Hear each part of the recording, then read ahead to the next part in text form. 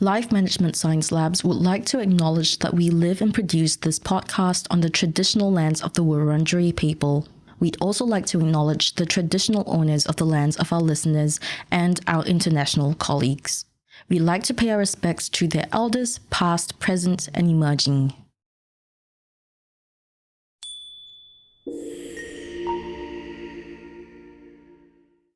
Hi, and welcome to Reloscope, the Relationship Science Insights podcast produced by LMSL, the Life Management Science Labs. We are champions of life management science, providing structured insights informed by science and inspired by practice on key aspects of conscious living. Each week, we bring you scientific and practical insights on each element with the expert knowledge of professionals in the field. I'm Marie Stella, your host from Melbourne, Australia. Let's start the show. Welcome back to the show. Oftentimes on this show, we explore events of the present day and not too far in the past. But today, we're taking a trip down memory lane and digging into our childhoods and how our familial backgrounds have unwittingly played matchmaker or matchbreaker in our love lives. And to guide us through this discussion is Dr. Rachel Hannam, who is such an experienced psychologist, having worked with organizations large and small, and best of all, has an amazing sense of humor. Hi, Rachel. Lovely having you on the show. How are you going today? Hi, Marie. I'm doing well. I'm doing really well. Thank you for having me. How are you? I'm fine, thank you. It's really rainy here, which I do like when I can just sit at home and enjoy the ambiance. But when I've got to be outside, no, thank you. Um, so I'm really curious to know, in your line of work, what is the most common problem your clients come to you with?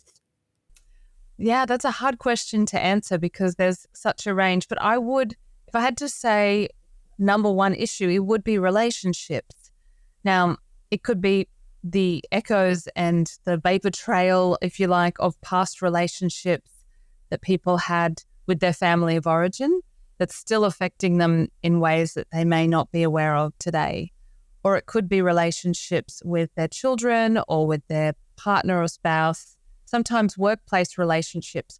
But most of our happiness as well as misery seems to come down to relationships.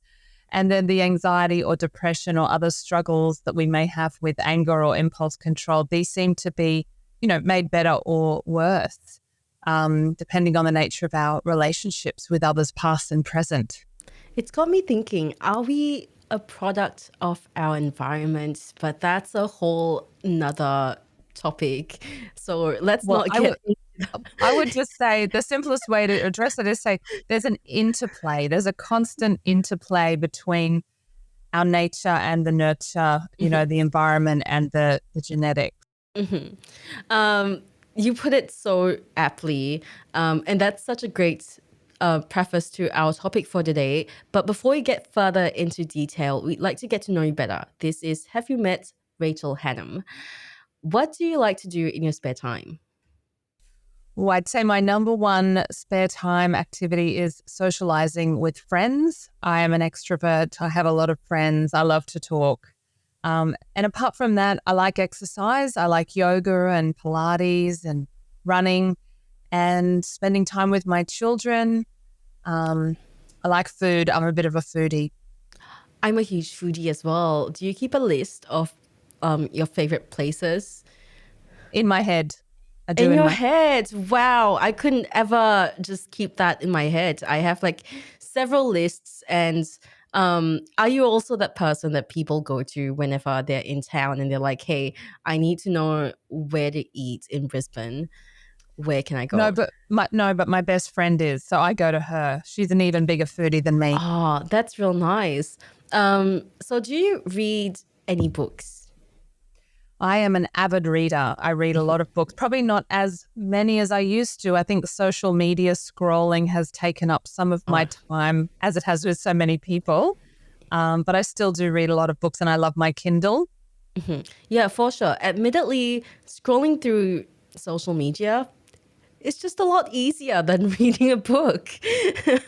But what would you say is a favorite book of yours if you had to pick one? That is such a hard question, of course. But if the first one that comes to my mind, because it's one of those books that changed my life, is called Nonviolent Communication: A Language for Life by Dr. Marshall Rosenberg. His model of compassionate communication or needs-based communication really fits with almost everything else that I do in both my work and my personal life. So I'm going to go with that book. Mm-hmm. What is your favorite thing about that book? It's very easy to, as far as self-help books and psychology books, communication books go, it's very easy to read. I could give it to a 12-year-old, and his writing is very clear. And I think it's the model. It's the model of how do we get out of our minds that love to judge and blame and criticize and get defensive. How do we bypass our thoughts and communication strategies that get in the way of us connecting? Yeah, I really admire writers who can write in a language that is so simple to understand about a topic that usually is pretty complicated. It's a very admirable skill to have that not everyone does. Um, so I can see why that would be your favorite. So I can see why that would be your favorite book. What about films? Oh, the one that comes to the top of my mind is an old film called The Unbearable Lightness of Being. What is it about? So it's based off a novel by a Czechoslovakian writer, Milan Kundera, who died this year, actually. And it's philosophy, but in the form of a novel. And the main character is really struggling with, well, some of the issues we're going to be talking about today: commitment, monogamy, freedom, security that comes from a long-term relationship versus freedom and individuality. And the writing is so beautiful. And the film has Daniel Day-Lewis and a couple of other famous, Lena Olin, a couple of famous, and Juliette Binoche. And I love those actors. I loved the book. There's just everything to love about it, really. It sounds like an all-rounder. Yeah. That's amazing. Is there a podcast that you listen to? Yes, my favorite podcast is called This Jungian Life, where 3 Jungian analysts get together once a week and speak about different topics from a depth psychology perspective, and I'm quite addicted to it. What do you like about it? Well, these 3 analysts are all good friends, and it shows. You can tell, The because chemistry? the chemistry between the 3 presenters is wonderful, and they're very smart, very knowledgeable. I always learn something really great every time. It's always very addictive when a podcast has so much chemistry between the people who are presenting, but also offers you so much information and educates you on topics that you wouldn't otherwise learn anywhere else. So yeah, I can see why you like it. Is there someone that you look up to the most? There are so many people, but one of the first who comes to my mind is the researcher Brene Brown, Dr. Brene Brown, because when I first came across her TED Talks and I followed her career, she really seemed to be like a shining light to me of someone who could discuss vulnerability, be vulnerable, sort of demystify very complex topics like vulnerability, shame, empathy, and not just how they play out in our psychology, but how they play out in the culture and in the wider society. And she's just so open and so authentic and honest and yet so confident and generous, as far as I can tell from what she shares for free online, that she would definitely be one of my role models. She sounds amazing, and a lot of our guests have actually mentioned Brene Brown as their role model. So you're not the only one there. You're in good company. Now we're moving on to the interview section, and the first question that we like to ask that will kind of act as a baseline for the rest of the episode is, what is your definition of a relationship, and how would you describe a relationship?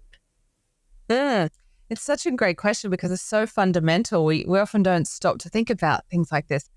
I would say a relationship is where there's some emotional interrelation or connection between two people, where there's some degree of emotional intimacy, sharing, and investment.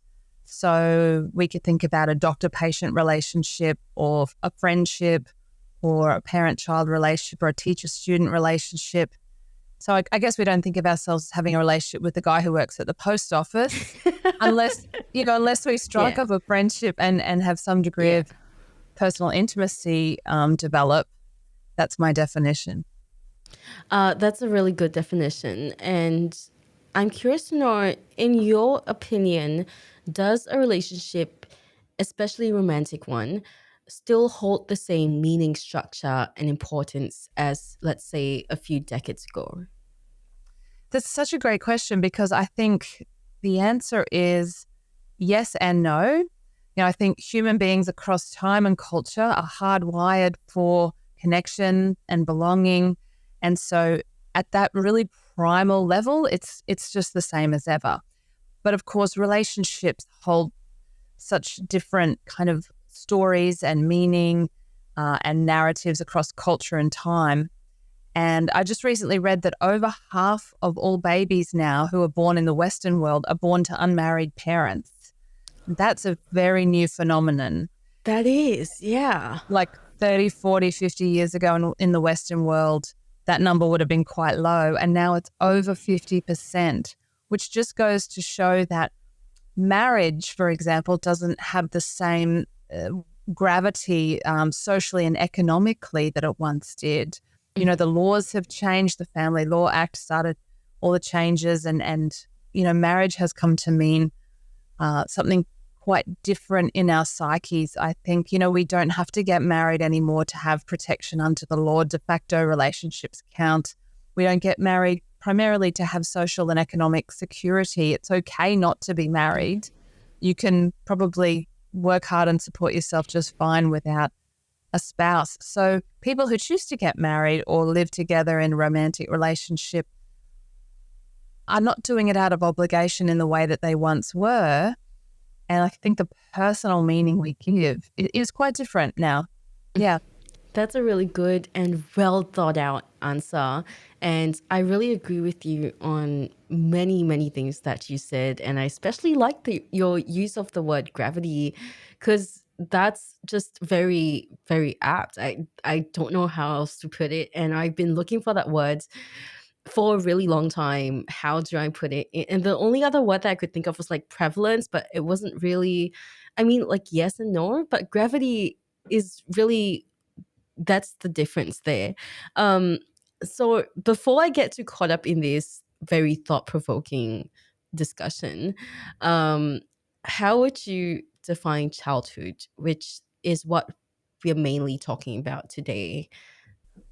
That's also a really good question because I think our ideas of childhood have changed over time. And even in some non-Western cultures today, in some non-Western cultures, children as young as 8 or 9 years old are working in factories or farms, which we just wouldn't do in the Western world because we have this concept of childhood now, which we didn't have a couple of hundred years ago, with a better understanding of brain development and human development and the needs of different children at different ages. I think it's wonderful and quite a modern phenomenon that, now you're not allowed to get a job till you're 14 and you're not an adult till you're 18. And we understand the difference between early childhood, which is up until sort of 6 or 7 years of age, and then middle childhood, which is the rest of primary school. Technically, childhood ends at 13 when you become an adolescent, a teenager. But then legally you don't become an adult till you're 18. But in some countries it's 21, and in some countries you can't drink alcohol until you're 21. And so it's funny because the definition of childhood is not clear cut, and I think it's an emerging, adult. They talk about emerging adults. So an 18-year-old is an emerging adult. I call them baby adults. They're starting to take on more responsibilities, and we expect them to take responsibility for themselves, but they're not the same as a 30-year-old or a 40-year-old. So I think of childhood in terms of stages of human development, which continue through the lifespan, and there are stages of adult development. But I know we're talking about childhood development today. So, how do family and childhood experiences influence our love lives and relationships, and more specifically, our expectations and or understanding of commitment and long-term partnership? I realize this is a long question. The big question. Yeah. It's a massive question, but I mean, I can answer it generally with some interesting little bits of information because, human beings were not asking this question until a few decades ago. Two famous psychologists, John Bowlby and Mary Ainsworth, were the first ones to really do laboratory studies on the way in which young children attached and related to their mothers in particular. And they learned some very interesting things about studying infants and their mothers, and they evolved the early years of attachment theory. So attachment theory is really about how those early childhood experiences, mainly with our mother in the early months, but then perhaps with the other caregiver, perhaps the father, as time goes by, how those experiences shape the development of the young brain and the psychology of the human being as they get older and move towards adulthood. And I think we have the science now, but once upon a time, I don't think we really understood just how profoundly those early experiences affect our adult relationships. So it's like a classic example a model here is the continuum of parenting. So a very simple idea that on one end of the continuum of parenting, we have the laissez-faire parent, the emotionally neglectful parent who just says to the kids, do whatever you want, and they're not tuned into the child at all. On the other extreme, we have authoritarian parents who are like, do as I say, not as I do, my way or the highway. Very, very strict. And we do see differences across culture, but we can come to that because this is in every culture too. And in the middle, we have the authoritative parent, and the authoritative parent sets boundaries and limits on the child, but is sensitive to the child's needs and respects them and listens to them. And as they get older, gives them more and more freedom as is appropriate for the developmental stage of the child. And this communicates to the child, I respect you, I trust you, I care for you, I want to keep you safe, I want to understand you, and I want to comfort you when you need comforting. Now you can see the other two, the laissez-faire and the authoritarian style, they don't communicate comfort and encouragement and respect for the child. And so whatever sort of parenting we received, and we probably got a mixture, most of us, that's very much affected how we've come to see ourselves and relationships as we grow.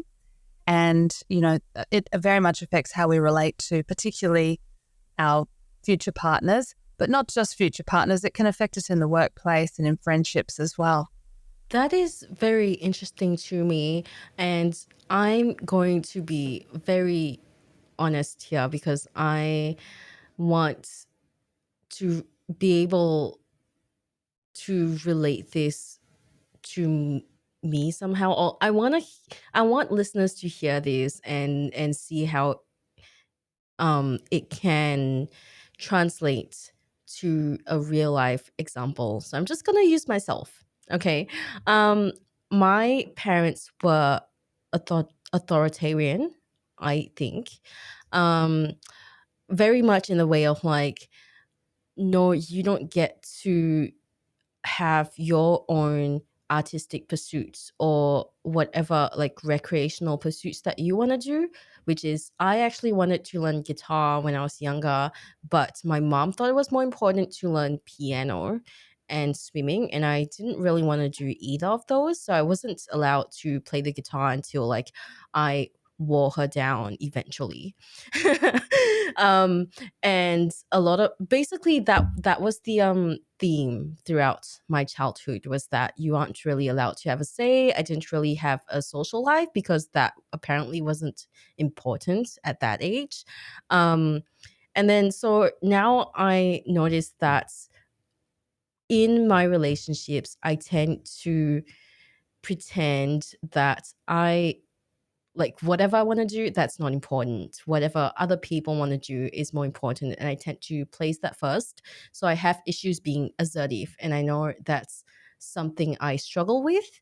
So I see like this correlation there. And I have no idea if I'm actually getting any of these right. Yeah.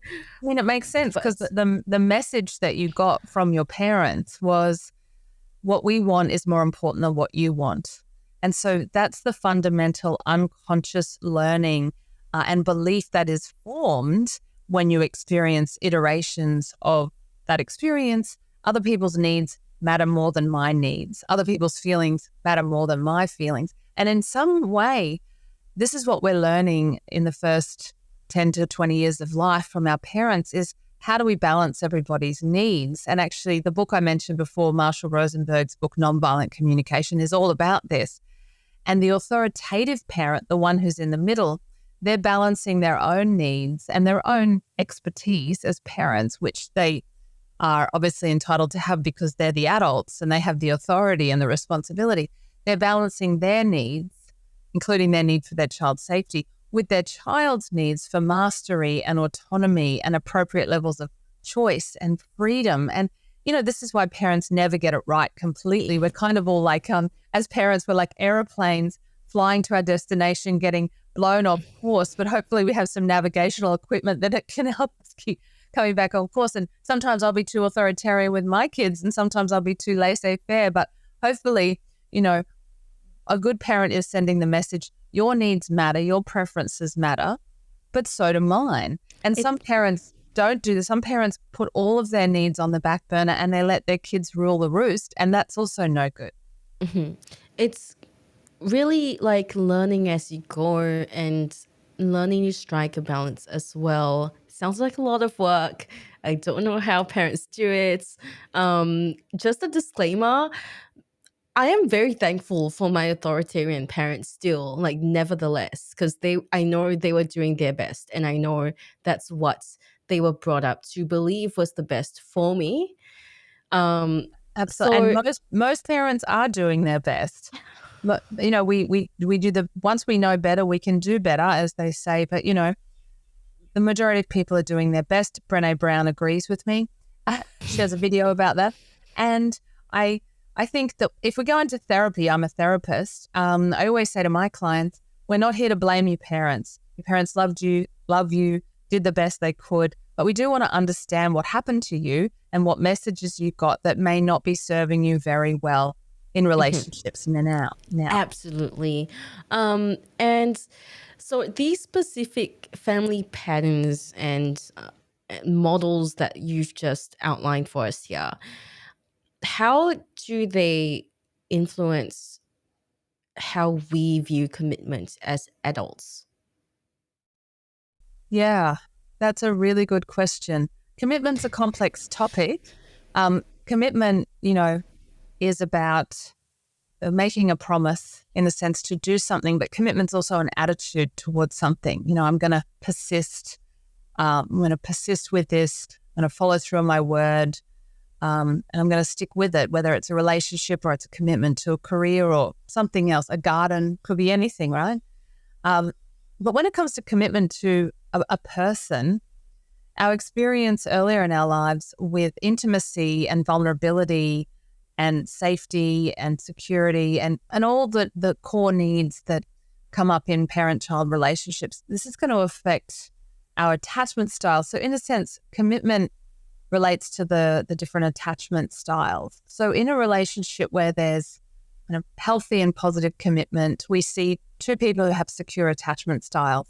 They can both come together and be vulnerable and have some emotional intimacy, but they can also go away from each other and not freak out about the separation, temporary separation.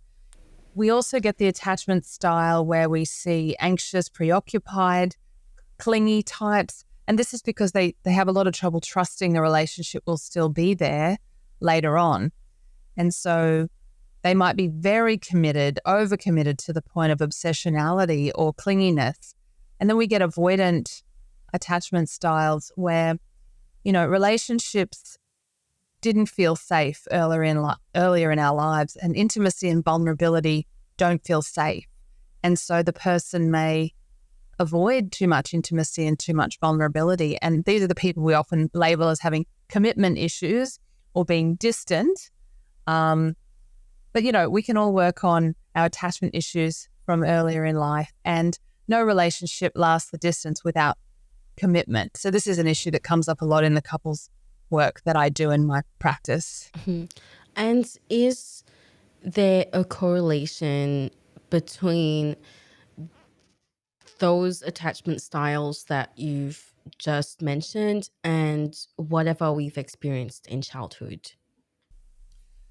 Yeah, definitely. Because if we experienced our early relationships with our caregiver, which is usually our mother in the first bit of time of our lives, as being a safe place where we felt seen, where we felt soothed when we were distressed, when we received comfort. And this is some of the basic stuff that most babies and toddlers usually get enough of consistently from their mothers.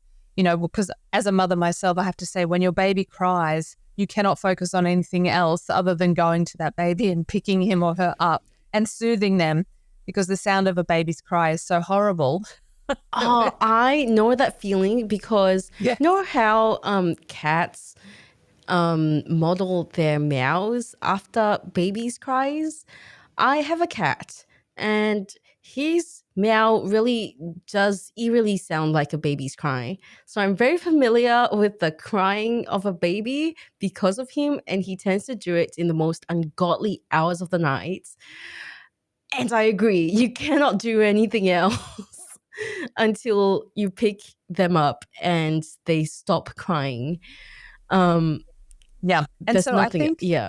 I think There's- most of us received some degree of comforting and care earlier in our lives. But if our mothers, say, had postnatal depression or substance abuse issues, or were just highly distressed because maybe they were in an abusive relationship themselves, then they may be neglectful towards their baby. Conversely, we see mothers who have really high health anxiety for their child, and they're helicopter mothers, and they get really kind of anxious about their child's safety or health. And either the sort of dismissive style from the mother or the preoccupied style from the mother can sort of mess with the child's sense of trust and safety in the world. So I've had clients who basically parent their mothers. They might be 20 years old or 40 years old, and they've become like a parent to their mother because they received their mothers weren't attuned to them. They've received emotional neglect as a child or experienced emotional neglect. And so they've learned to be like the parent to their parents. We see this quite commonly. Or they've rebelled because their parents were so authoritarian that they've kind of put up an invisible wall to preserve their sense of their sense of self, their sense of autonomy. But it might make it difficult to pull down that wall when they want to get close to someone else. So they're just some examples of how those early experiences shape our attachment style later on. So, resets. So, how can people with these challenging or traumatic, I don't know if I want to say traumatic because it's a strong word, but Well, challenging. actually, I was gonna say Yes. one piece about, because I talked about laissez-faire, permissive parenting and authoritarian parenting, but the other thing that we haven't talked about is when people receive abuse, emotional or physical Yes. abuse, and the shame. This is also the work of Brené Brown and others. That the shame-based personality that can develop from that, and how shame is such a barrier to being yourself and developing secure relationships with others. Yeah. So, I mean, let's talk about trauma, because reality is plenty of people do have developmental trauma. Great. Thank you for bringing that up because I was just going to ask, how can people with challenging or traumatic family backgrounds work to overcome the obstacles that might be affecting their ability to commit? What can they do? Yeah, great question. So if people have, and many people have sadly experienced emotional abuse, physical abuse or sexual abuse sometime during their childhood or adolescence, they have had an experience of a very unsafe relationship, an unsafe connection. So I'm a therapist, I'm biased. I would say one of the first things people are wise to do is find a good therapist. Therapy. Of course, I'm going to say that. I've had a few good therapists in my life. I think if you're a therapy person and you enjoy it, then you'll get a lot out of it. And, because we've had those early experiences of connections that haven't felt safe and secure, one of our priorities is to discard the unsafe and abusive relationships from our lives. And we may need support and help from others to do that, whether it's a therapist, friends we trust, a support group, a 12-step program. There's all sorts of places we can go for support to get out of those more abusive, toxic relationships. We need to start creating more safe, secure connections in our lives. And again, I run a practice group for yoga and psychology. That's a very safe, non-judgmental space. I know 12-step programs are a very safe, non-judgmental space. There are places we can go to start to develop more safe and secure connections and have what we call corrective experiences, because our earlier experiences taught us not to trust, or they taught us that we're shameful in some way. People who've experienced abuse end up with a lot of shame. They feel like they deserve the abuse, like there's something wrong with them. Somehow it's their fault in some way. That's shame. And we need to heal from that shame. There's some wonderful books about healing from shame, books by Brené Brown. One of my favorites is called Healing the Shame That Binds You by John Bradshaw. It's an older book now, but it's still one of the best I've ever read, so that we can learn to love ourselves, have compassion for ourselves, realize that we deserve to have supportive, safe relationships. And then, it's chicken and egg. If we have safe connections, we start to feel better about ourselves. But as we love ourselves more and feel better about ourselves, we're more able to go and create better relationships. But I just want to say there is hope for people who've had that traumatic or abusive past. And I've worked with lots of clients who've, over time, it takes longer than we think usually, but over time they have kind of molded their life. They have rearranged their lives and their mental lives so that they're not recreating the traumatic or abusive cycles over and over. And are there stages to this corrective experience that you were talking about earlier? And I'm just thinking also, like, there are many people out there who aren't necessarily therapy people, like they aren't ready for therapy. And I think one of the general consensus is if you aren't ready for therapy, or your head isn't in therapy, then therapy is not going to work for you. So I'm also curious to know, what are some other things that can contribute to a corrective experience? Well, making new connections, new friendships. I mean, I've had people say to me, they're a bit older, they've had some terrible relationships, and then they put their standards up and they get clear on what they want and what they don't want. And when they do meet a new partner, that's the corrective experience for them. They're saying, no one's ever treated me this well. And the chicken and egg thing, they decided they were worth it, but then they meet a new partner or a new friend who treats them well. And then they start to really see, oh, I deserve compassion. I deserve respect. I deserve understanding. And yeah, it's all through relationships. It's all through finding those safe connections, feeling seen, feeling supported. And I would just say to people, I mean, finding a good therapist is only one place to find that. And then it's 1 hour a week. That's not a lot. Really, the work of therapy is done outside the office, and it's done through renegotiating our existing relationships or ending them and finding healthier ones and learning to listen to our needs. So it's probably not just through relationships, although that plays such a big part. Doing things that are meaningful and purposeful to us, not just because our parents said we should. I've met plenty of people, both from Asian cultures and, Australian, European cultures, who became a doctor because their parents wanted them to become a doctor, or a lawyer, their parents wanted them to become a lawyer. And then they're like you with your guitar and your piano. And they were like, I don't know why I did that. I only did it because I didn't want to do that, So it is about honoring who we really are, our natural strengths, our natural preferences, and honoring our needs in relationships. And some of that does involve learning skills. That's why I love that book, Nonviolent Communication, I mentioned before, because it's heavily skills-based. It's about learning the skills to express our feelings and our needs, which when we've received neglect or abuse early on, the message we got was, your feelings don't matter, your needs don't matter. And so we have a fractured relationship with our own feelings and our own needs. So there are books you can read, such as Rosenberg's book. There's a lot on the internet, as we all know, a lot of self-help, like there's podcasts.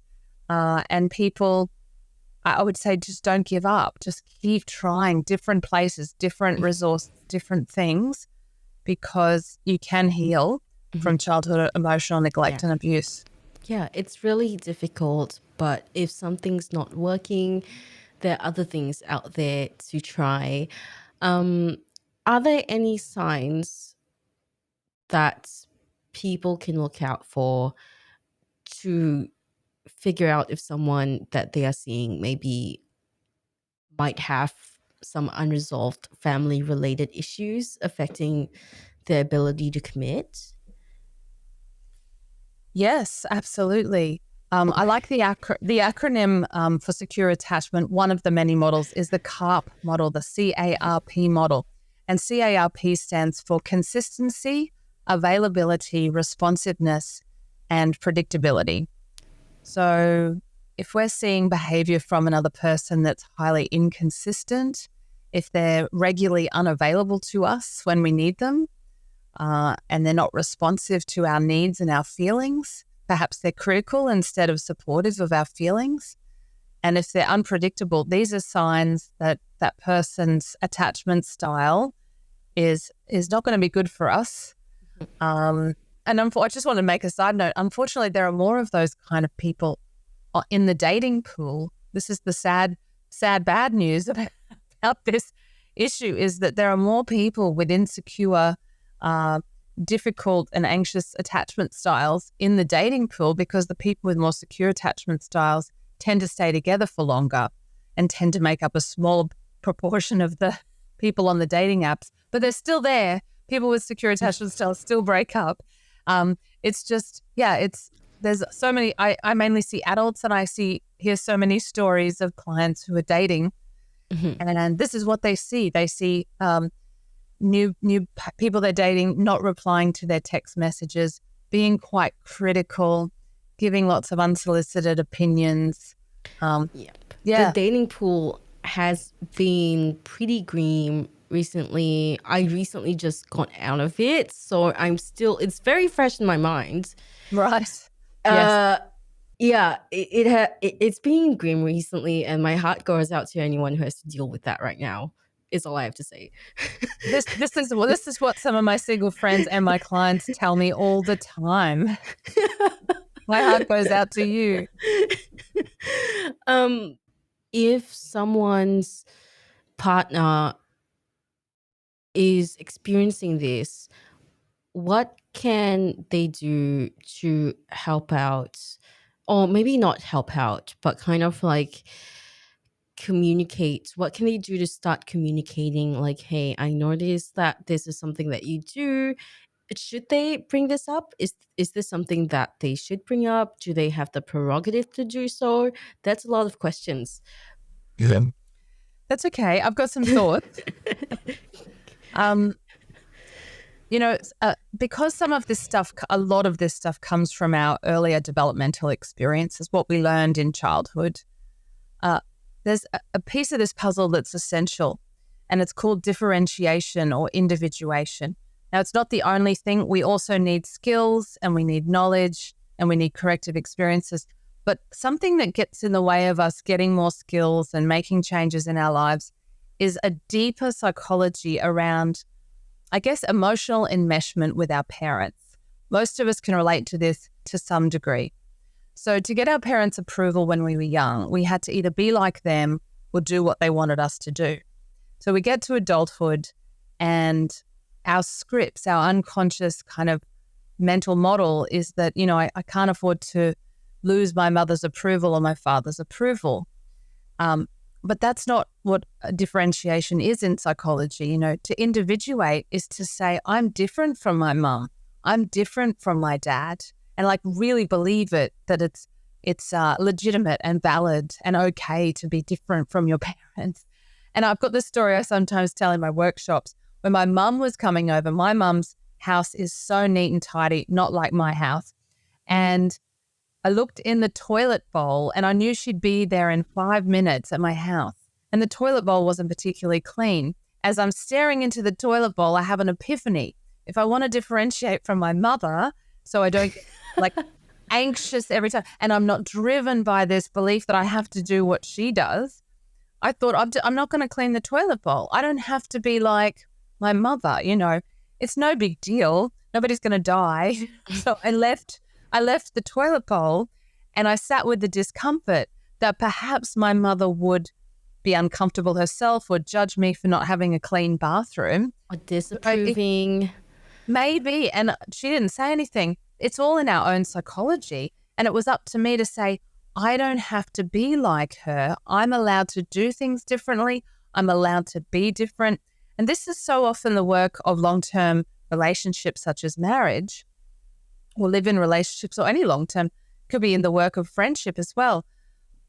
I get to rewrite the script. I don't have to do this relationship the way my parents did relationships. I'm allowed to live my life differently. Now, all of this that I'm saying is so obvious. It sounds ridiculously obvious, but our unconscious programming is such that if you go looking through your life, you will find fears of disapproval. You will find ways in which you're like your parents, or you want to make your parents happy. And perhaps those beliefs and behaviors are getting in the way of you coming up with a whole new way of living, including doing relationships, you know? Yeah, that's a really good way of putting it. And I was just digging into my past and whatever I've been doing, and thinking about how when I was younger, I remember being just absolutely, well, not great at things like math and science. Initially, I wasn't great at it. And how my parents were always so great at it. And they were always questioning, like, why are you so artistic? Neither of us are artistic. Where why are you not doing well in math and science? And it was just this whole headache of like, oh, now you've got to go for tuition classes, like extra classes all the time. You have to be good math and science, and like art isn't that important, and that kind of thing. Just A lot because, of approval and disapproval yeah, going. there's a lot of approval of like what they deem to be important, and disapproval of things like art that they didn't really think was as important. And that shaped a lot of how I think self-loathing is something that people do feel quite a bit. Like, I don't think that it's uncommon. I feel Well, like, that's shame. Self-loathing yeah, is the same as yeah, shame. And we yeah, all have some shame. yeah. But it sounds also, Marie, like you didn't let it stop you. Eventually, you have done the things that you enjoy doing. Yeah, it's because truly, like, I do enjoy some math and some science. I just don't think I would have been very happy continuing to do it throughout education and just learning math and science. Like, I would have not had the motivation whatsoever to do it. So I had to do something else. And honestly, at some points, my grades were so bad that my parents were like, you know what?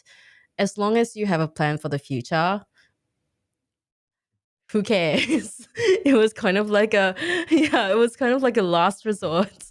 And you know, the thing about parents is that parents evolve as well. Like our Yeah. parents of today are not the parents of 20 years ago. They're Oh, different. 100%. I keep having to explain to my partner, because I did explain to my partner, like, when I was growing up, I got berated a lot for not having the best grades, and I would occasionally get a textbook thrown at me. Okay, like that's something that happened, and my parents don't do it anymore, and I keep having to reiterate they are not the same people that they were when they first had me, because I was also the first child.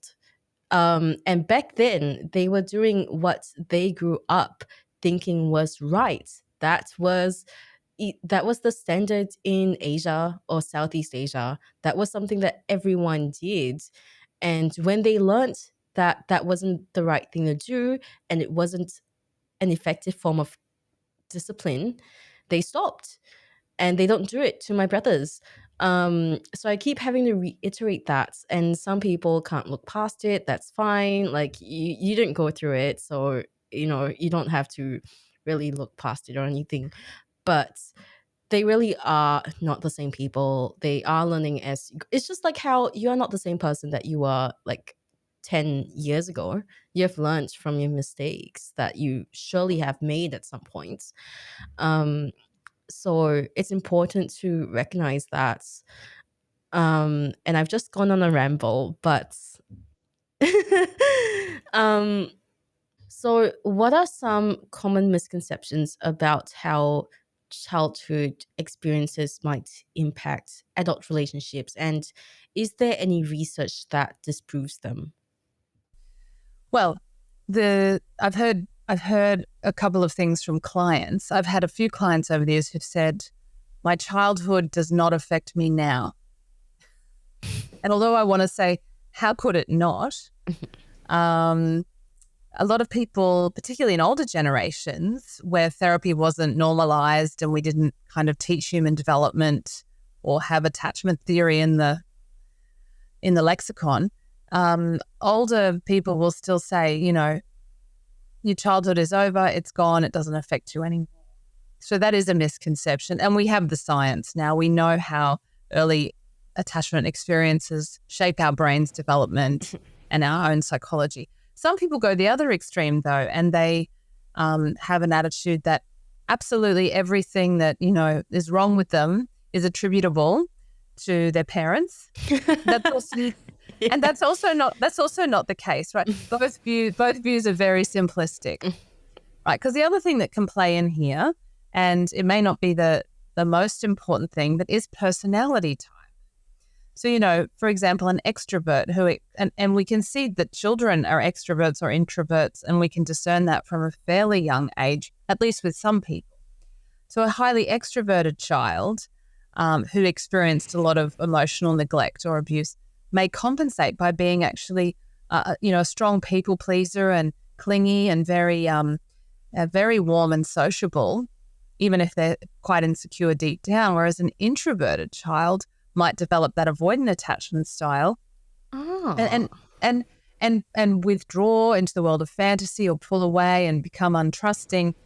And maybe both people are insecure and untrusting, but they've adapted to their distressing experiences earlier differently because they have different personalities. So personality does factor in here, as do genetics, and personality is very heavily influenced by our genetics. It's quite heritable. I have 3 children. 2 of them are very strong introverts. One's a strong extrovert. That's genetics. I haven't been very different with them. And so also we can have genetic risks for mental health problems. Things like autism and ADHD are very heritable. They have very high genetic influences. So we can't blame our parents for everything, just like we can't let them off the hook completely and say, they were great parents, they didn't do anything wrong, and my childhood's over and it doesn't affect me anymore. So I think the misconceptions are based on denial or ignorance. So, we kind of deny that our parents' behavior had an effect on us. How could it not? Or we don't understand the interplay between genetics and the environment. And it is a complex interplay because our emotional environment and social environment can switch on certain genes. We know now that genes can switch on and genes can switch off. So genes for anxiety, if we're predisposed to anxiety disorders, can be switched on by our environment, or switched off by our environment. So it's this really complex interplay. There is research now more and more to, I guess, have evidence for this complex interplay. We know that emotional and social environment earlier in life affects our development and our adult relationships without a doubt, but there's still these misconceptions in the general population. Yeah. That is incredibly complex. Do you have any examples of clients who have transformed their perspective on love and commitment through addressing all of these childhood influences? Yes, that's a great question. Most of my clients would have addressed some of their own commitment issues, whether it was being overly clingy or overly avoidant. A couple of them come to mind. One who justified her ex-partner's emotionally abusive behavior for a long time and finally came to see, I have needs, they are valid, I deserved better than that. Mm-hmm. And I've also had clients who've come to the realization that they've been afraid of intimacy and they've pushed people away.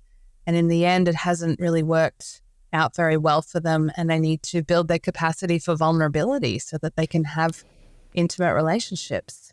How long are they usually seeing you for before they start changing their perspective? Well, how long is a piece of string, I would say. It really depends on how far they've already come in their own contemplations and their own personal growth journey before I meet them. The client I mentioned who finally realized her ex-partner was abusive and she hadn't thought he was, and it was somehow all her fault. She started to have some pretty big epiphanies about how she was treated by her grandmother and how this taught her not to value her own feelings and needs, and that, yes, that's in fact what she recreated with her ex.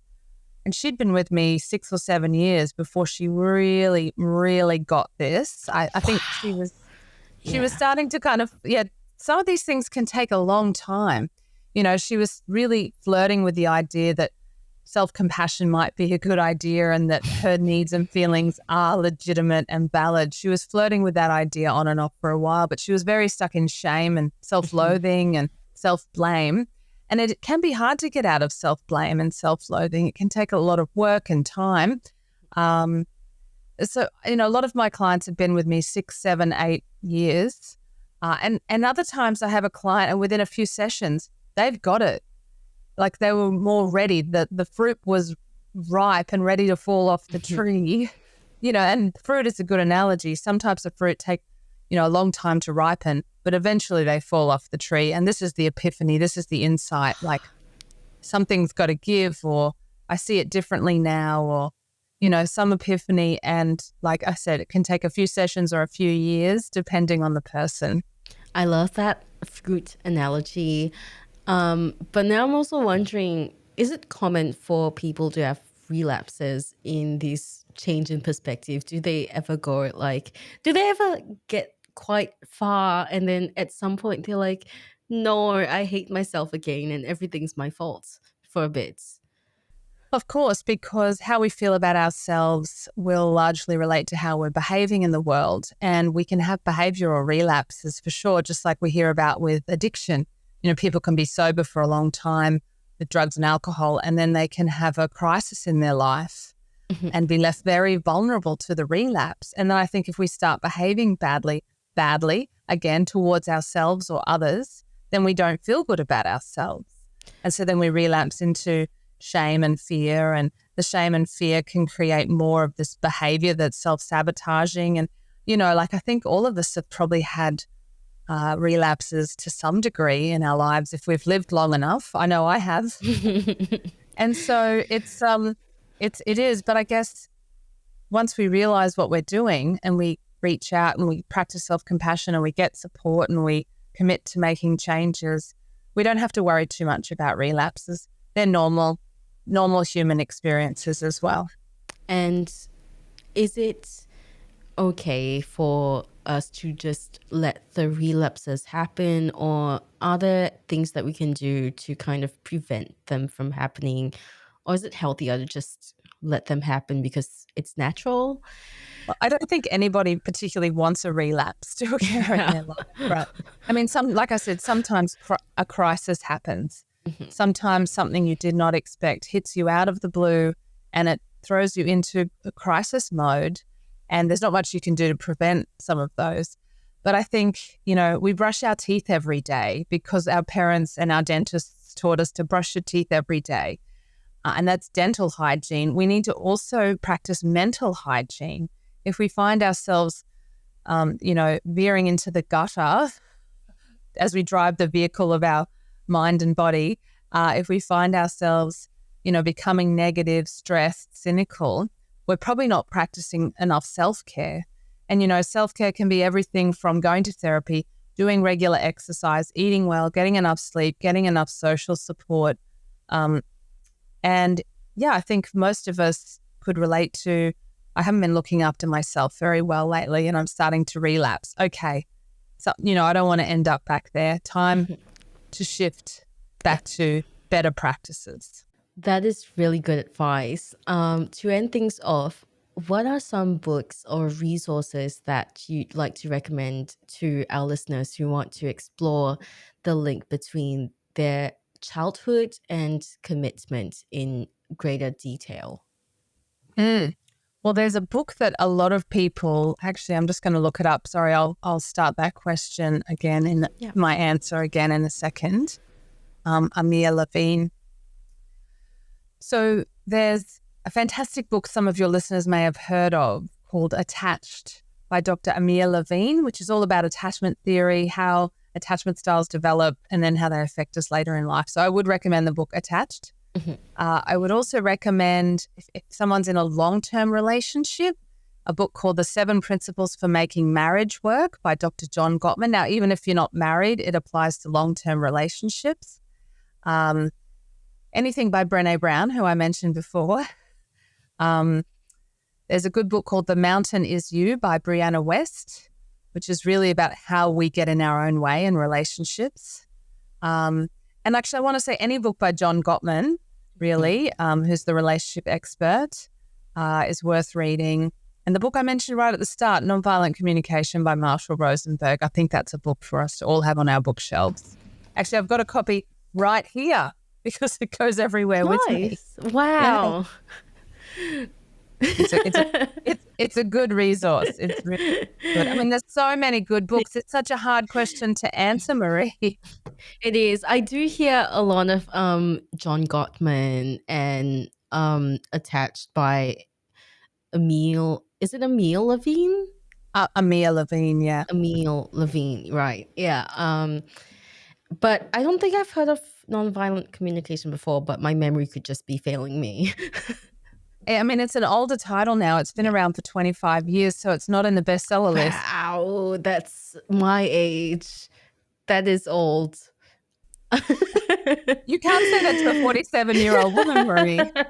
You're right. Nice. I shouldn't be saying that to you. I was just having like a moment of existential crisis in front of the camera, like I usually do.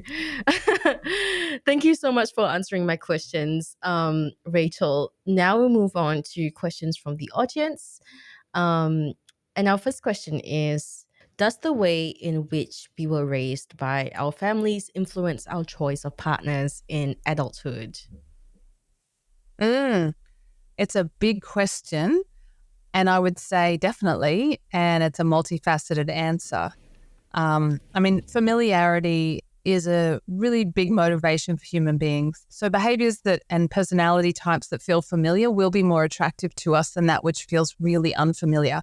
Having said that, we like novelty.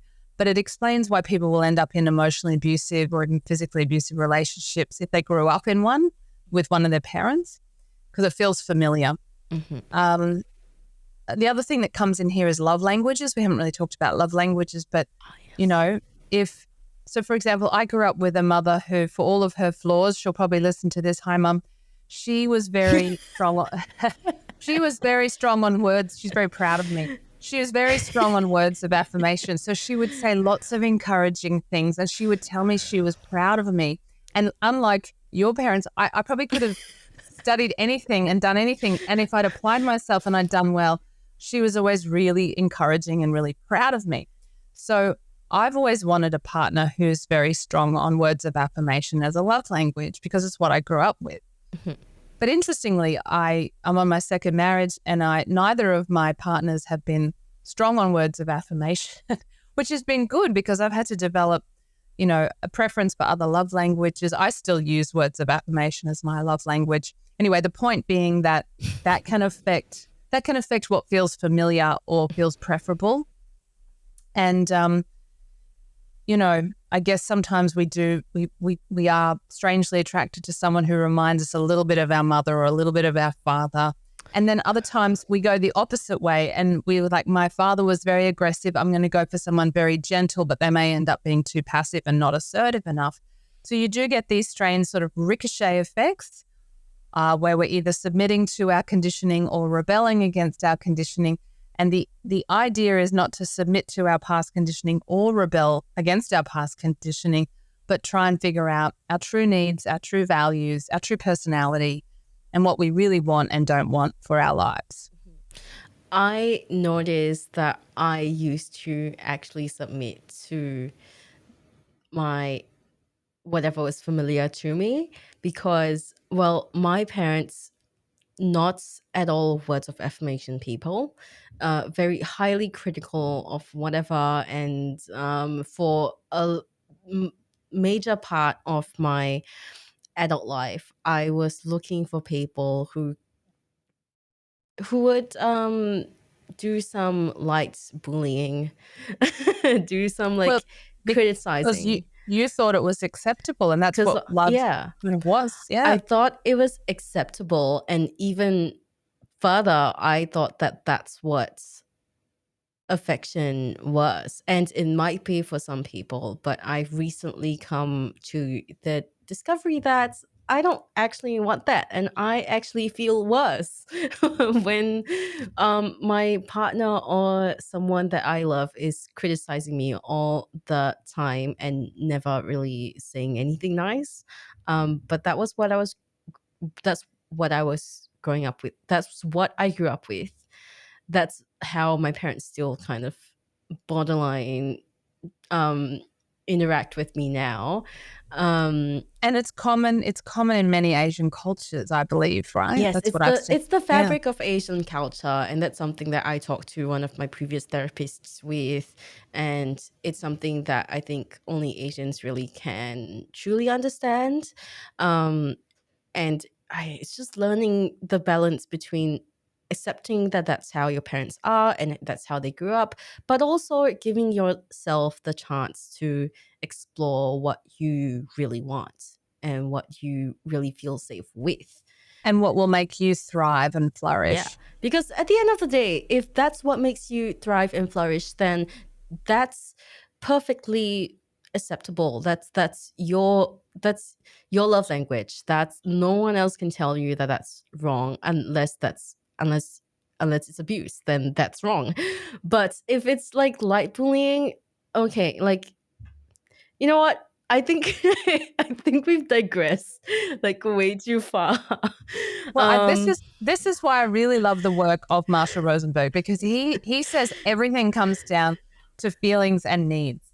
And if you look at a list of fundamental human psychological needs across every culture, whether we get it or not, we all have a need for safety, mastery, self-esteem and self-worth, belonging, connection, trust, encouragement. And your parents probably tried to meet those needs in their own way sometimes, but they also behaved in ways that acted against those needs, and they didn't even realize. They didn't even mean to. It's part of their culture.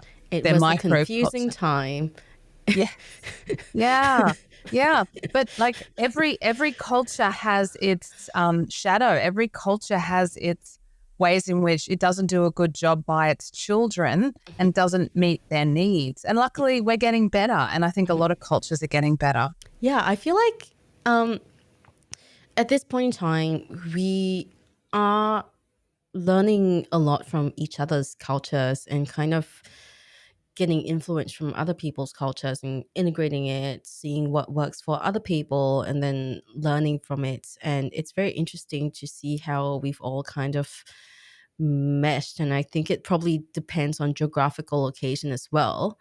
But especially in very diverse countries where there's a range of different cultures, we all kind of learn from each other. And that's nice to see. Next question is, do you have any advice for parents who want to provide a healthy environment for their children to develop positive relationship skills in the future? How can they set them up for that? So on a very general level, get skills. There's so much knowledge and education out there now for parents. Read books, go to courses. Circle of Security is a wonderful course.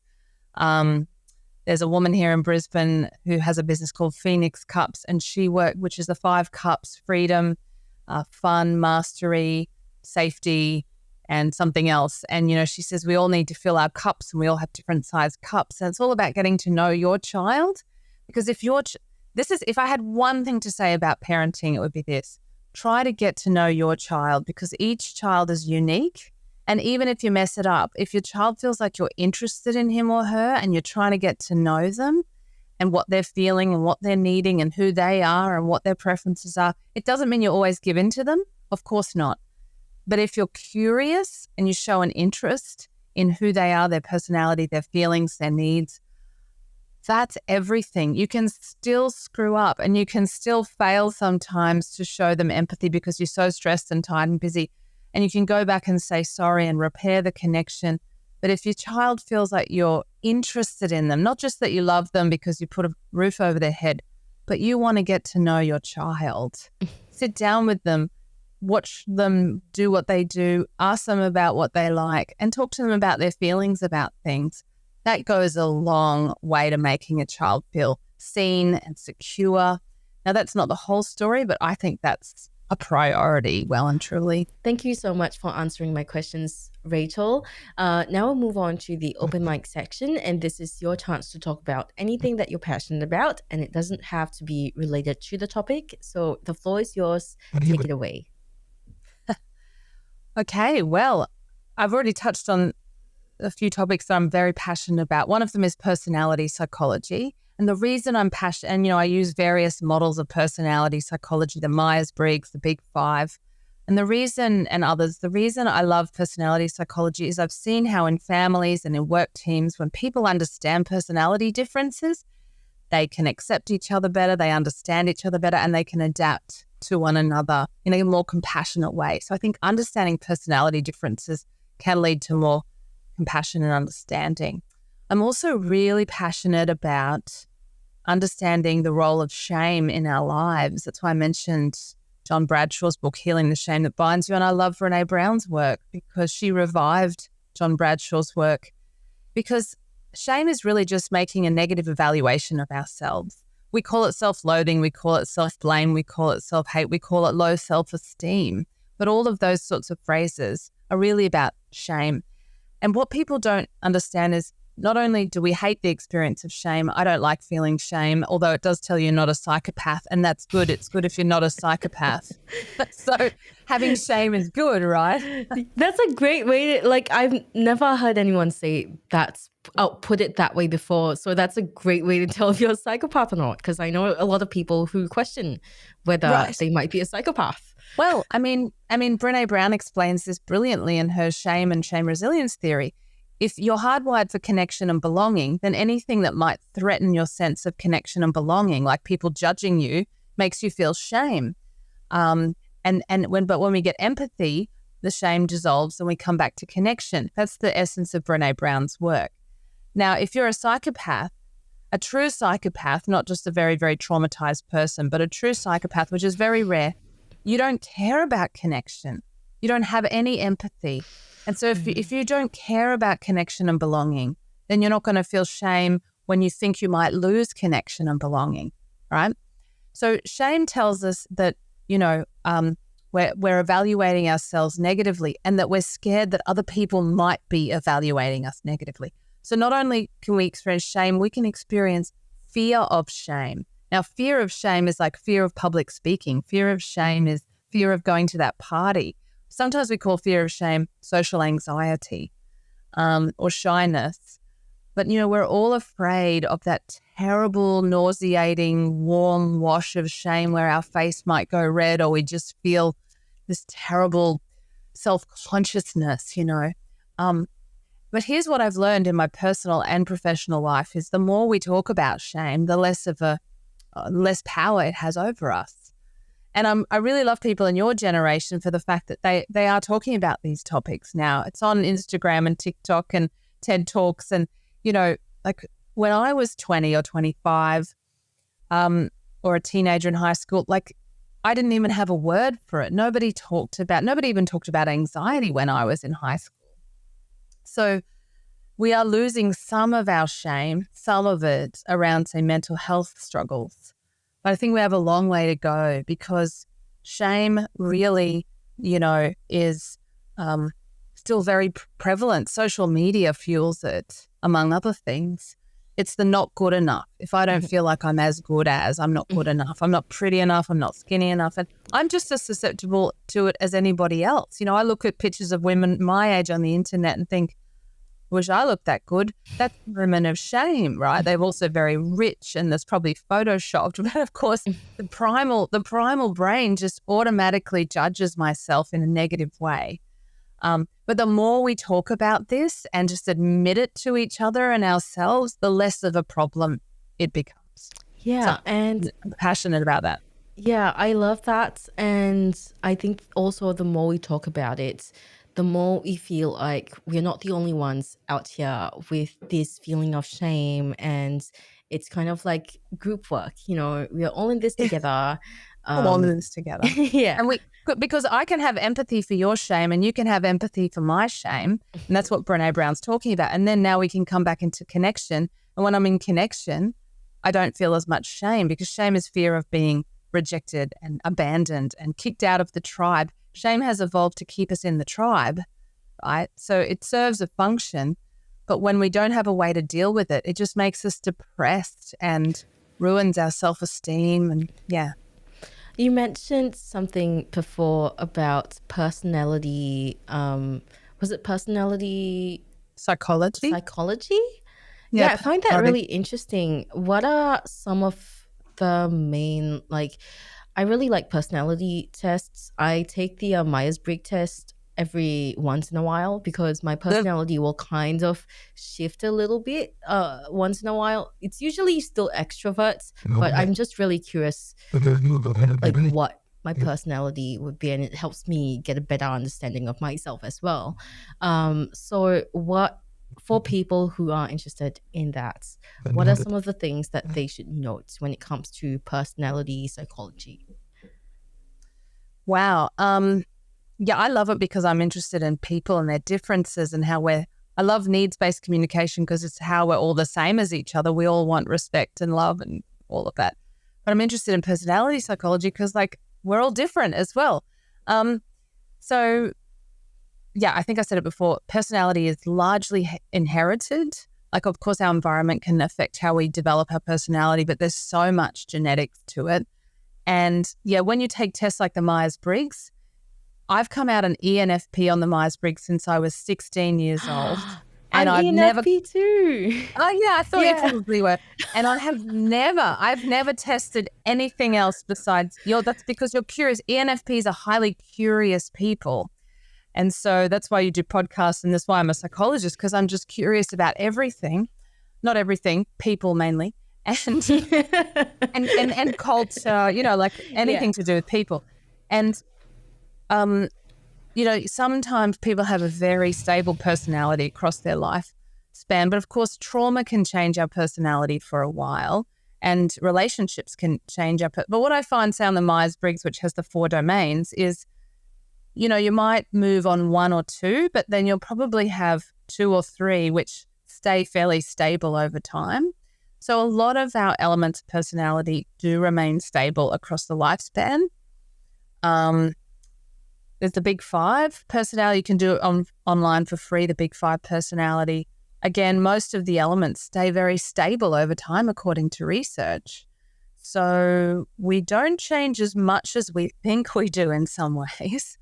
But I like the fact that models like the Big Five and Myers-Briggs mostly are what we call the bright side of human behavior. Mostly there are strengths and weaknesses to every personality trait, right? There's good things about being an extrovert and bad things. There's good things about being an introvert and bad things. And that's true for many personality traits.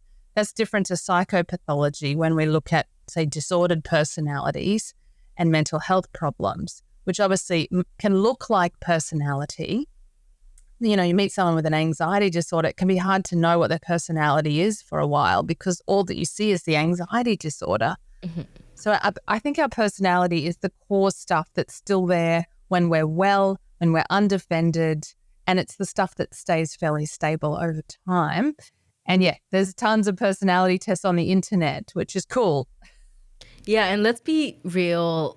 Those personality tests are so fun to do just like during your off days and to give to your friends and lovers and children and and to figure out what everyone is and then compare and be like, oh, this is how we like to communicate and things like that. It is fun. Thank you so much, Rachel, for joining us today. I'm resetting that. Sure. Thank you so much, Rachel, for joining us today. If our listeners want to find out more about you and what you do, where can they go? Probably the first place would be the Facebook page. We have a very active Facebook page, which I run, called North Brisbane Psychologists. You'll find us on Facebook very easily. I also have a YouTube channel, also called North Brisbane Psychologists. They're my two main platforms. And all the media work I've done over time, such as podcast interviews, articles I've written in the media, that's on my website, which is northbrisbanepsychologist.com.au. Amazing. North Brisbane Psychologist on Facebook, YouTube, and other social media as well. We'll link it in the show notes. Thank you, everyone, for tuning in, and we'll catch you in the next episode. Thanks. You've been listening to Reloscope, the Relationship Science Insights podcast produced by LMSL, the Life Management Science Labs.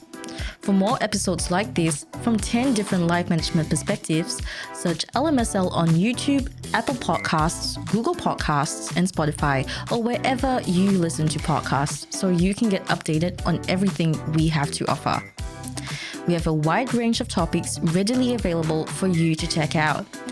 If you enjoyed this episode, please consider rating our show, sharing it, and subscribing to our channel as it helps us grow and bring you more quality resources. More of our work can be found on our website at re.lmsl.net, where you can join our movement. I'm Marie Stella. Thanks for tuning in.